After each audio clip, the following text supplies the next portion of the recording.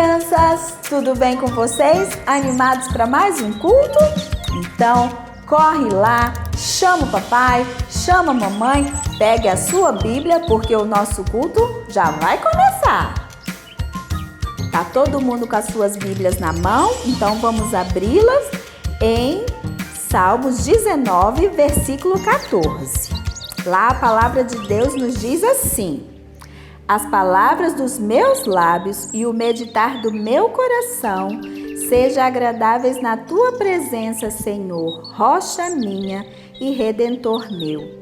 Vamos orar, crianças? Eu vou convidar a tia Ivanete para fazer uma oração conosco.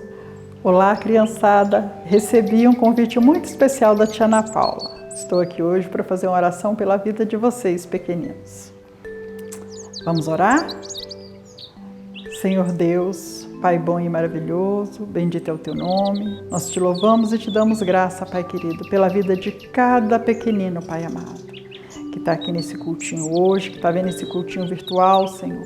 O Deus bom e maravilhoso visita, Pai, a casinha de cada um, Pai, os familiares, o meu Senhor e meu Deus, e que cada um, Pai, cresça, Pai, em estatura, em sabedoria, nos teus caminhos.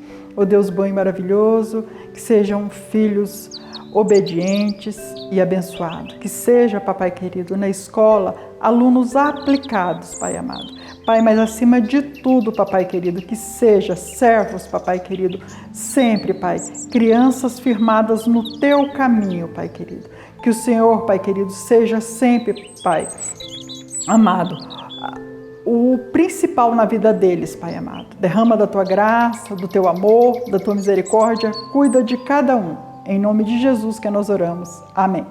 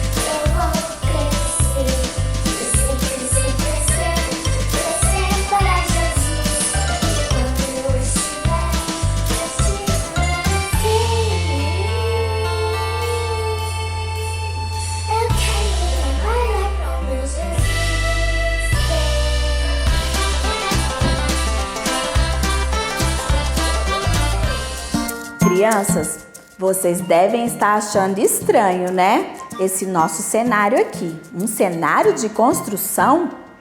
É um cenário de construção. Um cenário de muitas obras. Nós vamos ouvir falar de uma grande reconstrução de uma cidade.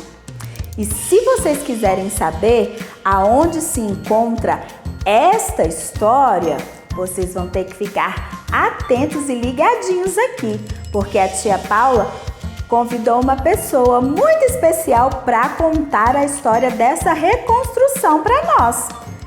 Olá, crianças! Tudo bem? Eu sou a Bela e fui convidada pela tia Paula para contar a história de hoje para vocês. Corre lá, chama o papai, chama a mamãe, pegue a sua Bíblia para conferir, porque essa história está lá na Bíblia, ok? Vamos lá! Este aqui é Neemias. Ele faz parte do povo que há muitos e muitos anos Deus escolher para ser seu. Tudo começou quando o Senhor chamou Abraão e fez uma aliança, um acordo com ele. Deus disse que Abraão e todos os seus descendentes, as pessoas que nascessem em sua família, formariam o seu povo e que seria o seu Deus e Pai amoroso. Se esse povo fosse obediente, Deus sempre estaria com ele e daria o seu amor e proteção. Mas se fossem desobedientes, quebrasse o acordo, Deus iria castigá-lo. Esse castigo não significa que Deus havia deixado de amar o seu povo, mas que estava corrigindo para que se voltasse para ele. Deus disciplina quem o ama, não é mesmo? Mas passaram muitos e muitos anos e a família de Abraão cresceu, tanto que tornou-se um grande povo. Deus estava sempre com ele, mas nem sempre esse amava e obedecia ao Senhor. Até que um dia veio um castigo. Aconteceu uma guerra e pessoas como Neemias e muitos outros tiveram que sair de sua terra, a Jerusalém, e ir para as cidades do rei que havia vencido a batalha. Apesar de estar distante, Neemias pensava no seu povo e como estavam aqueles que ficaram em Jerusalém depois da guerra, mas ele não ficou apenas pensando, foi atrás de notícias. Vejam, crianças, Neemias encontrou Hanani, um de seus irmãos que tinha notícias fresquinhas das pessoas e da cidade. O irmão sabia exatamente o que estava acontecendo com as pessoas e com a cidade. Ele estava muito triste com toda a situação. Hanani contou que as pessoas do seu povo que ficaram na cidade depois da guerra estavam passando por muitas necessidades, vivendo na miséria, e os povos vizinhos viviam zombando e atrapalhando a vida deles. A cidade estava toda destruída, principalmente os muros e os portões que os protegiam. Eles tinham sido queimados na guerra há mais de 50 anos e não havia dinheiro e nem pessoas capazes para consertá-los. Isso era um problema muito grave, pois as cidades antigamente eram muradas, os muros eram altos e grandes, portas protegiam os moradores, mas se permanecessem todos derrubados e estragados, as pessoas teriam medo de invasores e também sentiriam muita vergonha por viverem lá. Que coisa horrível, não é mesmo, crianças? O que vocês sentiriam se soubessem que as pessoas do seu povo viviam dessa forma? O que vocês acham que Neemias fez? Vocês vão pegar a Bíblia de vocês e vão abrir em Neemias 1, verso 4. Vou ler na minha Bíblia a reação dele. Quando ouviu estas palavras, eu me sentei e chorei e lamentei por alguns dias. Neemias era um homem bom e ficou muito triste ao saber do sofrimento do seu povo. Era uma emergência, crianças. O que vocês fariam? Nossa, será que Neemias poderia fazer? Muitos planos. Mas antes de tudo, ele fez a coisa mais importante que alguém poderia fazer. O que vocês pensam que ele fez? Vou ler a continuação do versículo. Fiquei jejuando e orando diante do Senhor dos céus. Neemias orou a Deus e era uma emergência, mas ele não saiu para contá-la às outras pessoas. Era uma emergência, mas ele não foi fazer planos para ajudar a sua cidade. Era uma emergência, mas Neemias falou com quem realmente poderia resolver a situação. E ele fez isso por dias. Não sabemos quantos dias, mas não foi um sentimento de tristeza passageiro. Neemias se importava com aquelas pessoas e, mais ainda, se importava em fazer a vontade de Deus. Em sua oração, a primeira coisa que Neemias fez foi elogiar a Deus. Ele sabia que Deus é grandioso e poderoso, que tem tudo sob seu controle. Neemias também sabia que tanto ele quanto todas as pessoas do seu povo tinham pecado contra Deus. Vocês sabem o que é pecado? Pecado é tudo o que pensamos, falamos ou fazemos e não está de acordo com o que Deus determinou. E tudo o que Ele quer que a gente saiba e faça está aqui, na palavra, a Bíblia. No tempo de Neemias não existia Bíblia, mas Deus mandou seus mensageiros para ensinar o seu povo sobre o seu amor, sobre o seu perdão e sobre como deveriam viver. Mas como eu disse no início, o povo não quis ouvir Neemias. Neemias lembrou disso em suas orações. Lembrou que eles perderam a guerra porque foram desobedientes ao Senhor e quebraram a aliança, o acordo que havia entre eles, o povo e Deus. Mas Neemias também sabia que Deus continuava amando seu povo e pediu a sua ajuda. Depois de passar um bom tempo em oração, é claro que ele não ficou só dentro de casa orando, né, crianças?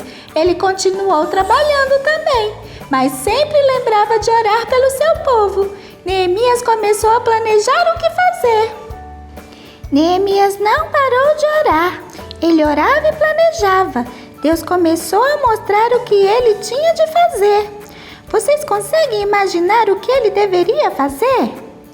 Ir para Jerusalém, construir os muros da cidade. O quê? Como isso seria possível? Neemias era só um empregado do rei. Por que sairia do conforto do palácio, do lugar onde estava sua família e amigos, e iria para um lugar distante e acabado? Além do mais, Neemias teria de ser muito rico para fazer uma construção daquele tamanho. Ah, crianças, Neemias se importava com o seu povo. Ele não era rico, mas o Senhor tinha tudo o que era preciso e muito mais para essa grande obra. Neemias orava e planejava, e foi assim por 4 meses, até que um dia ele foi, como de costume, servir o rei. Neemias era o copeiro do palácio do grande rei Artaxerxes. O copeiro era uma pessoa de confiança do rei.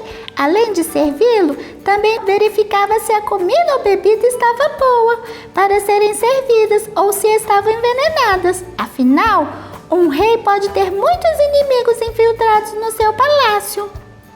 Um bom copeiro ou qualquer outro servo deveria ter sempre um rosto alegre quando estivesse na presença do rei. Deve ter sido muito duro para Neemias, crianças, demonstrar alegria nesses últimos meses. Mas nesse dia foi diferente. Era um dia de festa, mais uma razão para os criados estarem alegres. Mas Neemias chegou na presença do rei muito triste e abatido. E isso nunca havia acontecido antes. O rei percebeu ou estava distraído na festa? Sim, o rei percebeu. Ouça o que ele disse. Por que o seu rosto está triste, Neemias, se você não está doente? Isso tem de ser tristeza do coração. Quando Neemias ouviu isso, ficou com muito medo. Era uma grande falha ficar triste diante do rei. Neemias poderia ser até morto, sabiam, crianças, por conta disso?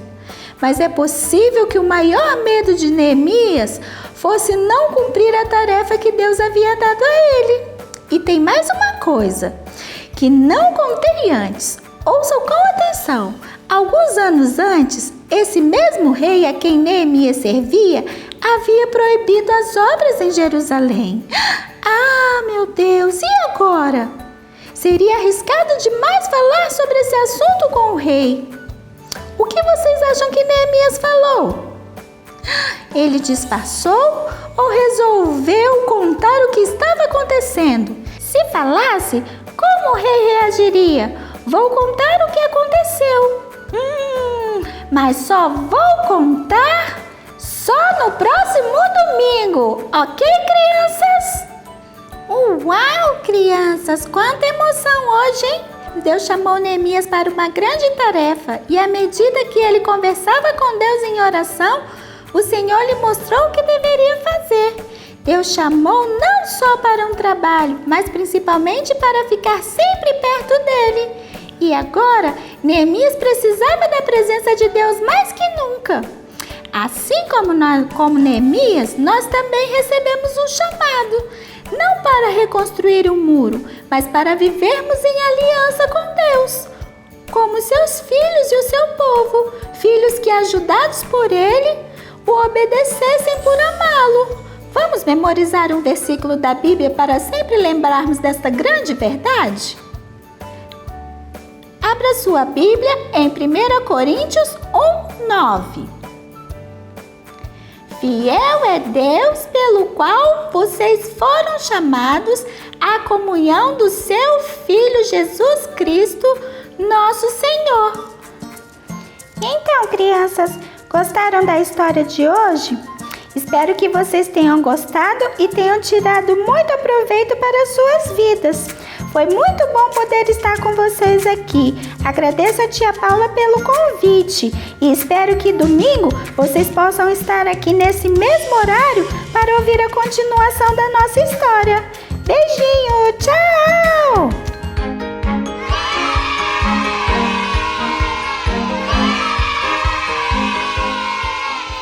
Salmos 6, 47 e 48. Disse Jesus: quem crê em mim tem a vida eterna. Eu sou o pão da vida. Disse Jesus: quem crê em mim tem a vida eterna. Eu sou o pão da vida.